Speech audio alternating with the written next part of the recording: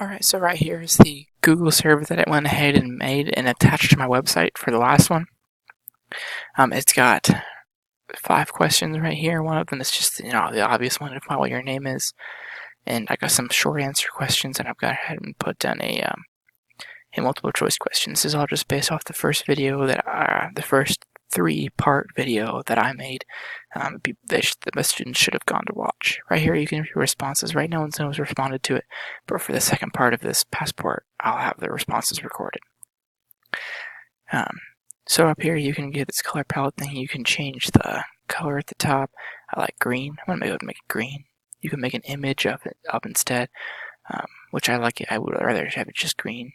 You can add questions like this. If I were to select the second one right here, I could add a question right beneath it and say I just did that. And then with this button right here, I can drag it up to put it where I want to put it within the questionnaire. You can add videos to questions. You can import questions. Right here you can change the type.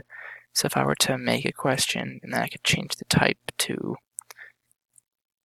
like linear, like you rate things on a scale of 1 to 5.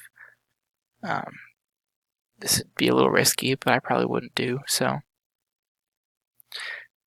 Yeah, it's all just you could do so many questions with this, and it'll all send it to